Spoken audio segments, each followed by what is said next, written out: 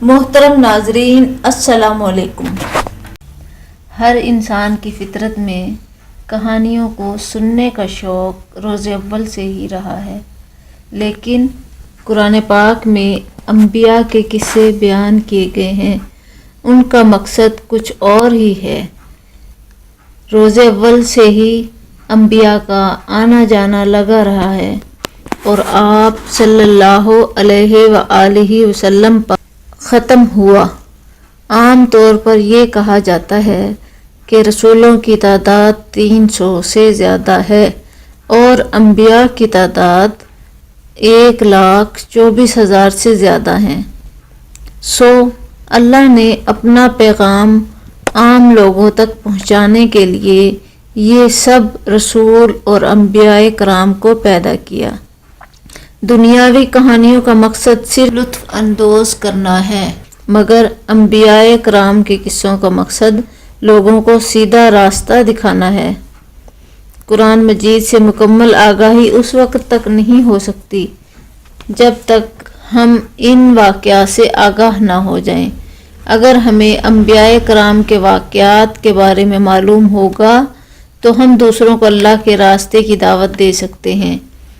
اس طرح ہم ان لوگوں کی صف میں شامل ہو سکتے ہیں جو تبلیغ کا کام انجام دے رہے ہیں اور اللہ کے نیکوکار لوگوں میں شامل ہو جائیں۔ ہم بھی نیکی کا کام کرنے والے اور برے کاموں سے بچنے والے بن جائیں۔ آئیے آج میں آپ کو ایک نبی کا قصہ بتاتی ہوں۔ آپ لوگوں سے التماس ہے کہ اسے غور سے سنیں اور اس پر عمل کریں اور ساتھ ساتھ میری اس ویڈیو کو دوسروں تک پہنچائیں تاکہ آپ بھی اس دعوت خیر میں شامل ہو سکیں۔ بھائیوں، اللہ تعالیٰ نے انسان کے ساتھ جو رشتہ بنایا وہ میاں بیوی یعنی حضرت آدم علیہ السلام اور اماں حوا کا ہے۔ جنت میں بھی یہ جوڑا الگ الگ اپنی جنت میں رہیں گے، لہٰذا ابتدا جس رشتے سے ہوئی وہ خاوند اور بیوی ہے اور انتہا بھی میاں بیوی پر۔ دنیا میں بھی جب کسی کی شادی ہوتی ہے تو اللہ انہیں اولاد سے نوازتا ہے۔ بعد میں یہی اولاد بڑی ہو جاتی ہے اور ماں باپ بوڑھے ہو جاتے ہیں، پھر اولاد کی شادی ہو جاتی ہے، بیٹیاں اپنے گھروں کو چلی جاتی ہیں اور بیٹے اپنی فیملی میں مصروف ہو جاتے ہیں، باقی پھر آخر میں رہ جاتے ہیں پھر وہی میاں بیوی۔ بھائیوں، اگر یہ رشتہ اتنا بڑا اور مضبوط نظر آتا ہے تو اتنا ہی نازک بھی ہے۔ یہ رشتہ بنتا ہے تو ایک لفظ پر اور ٹوٹتا ہے تو بھی ایک لفظ پر، مگر قرآن پاک میں سینکڑوں آیات اس رشتے کے بارے میں ہیں۔ اللہ تعالیٰ نے قرآن پاک میں فرمایا کہ میاں بیوی کا رشتہ میری نشانیوں میں سے ایک ہے اور اس رشتے میں 3 باتیں بتائیں جو دوسرے کسی رشتے میں نہیں بتائیں۔ نمبر 1، تمہیں سکون حاصل ہوتا ہے۔ نمبر 2، محبت حاصل ہوتی ہے۔ نمبر 3، غمخواری حاصل ہوتی ہے۔ اللہ تعالیٰ نے مردوں سے کہا کہ اپنی بیویوں کے ساتھ اچھا سلوک کرو اور اگر تمہیں پسند نہ بھی ہوں تو بھی اچھا سلوک کرو، بس اللہ تعالیٰ تمہیں اس عمل پر بہت کچھ دے گا۔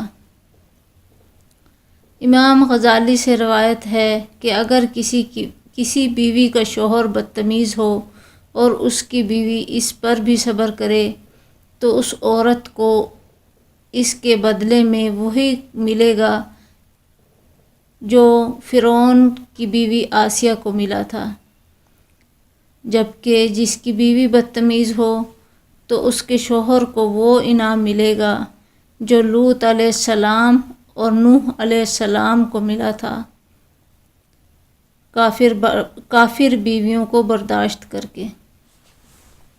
آج کل ایک فیشن بن چکا ہے کہ مرد گھر سے باہر تو خوب اچھے سے بات کرتے ہیں دوسروں کے ساتھ، جبکہ اس جیسا کوئی اور دنیا میں ہے ہی نہیں۔ جبکہ گھر آتے ہیں تو بدتمیزی سے بات کرتے ہیں، جبکہ ہمارے نبی آپ صلی اللہ علیہ وآلہ وسلم کی زندگی ہمارے لیے نمونہ ہے۔ آپ اماں عائشہ کو لقمے بنا بنا کر منہ میں دیتے رہے۔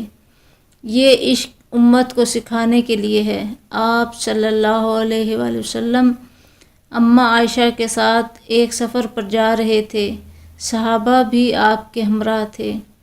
آپ صلی اللہ علیہ وآلہ وسلم اماں عائشہ کے قریب گئے اور کہا، عائشہ دوڑ لگائی، اماں عائشہ آگے نکل گئیں۔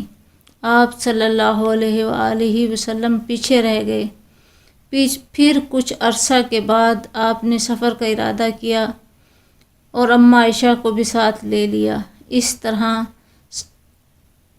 صحابہ کرام بھی آپ کے ساتھ تھے۔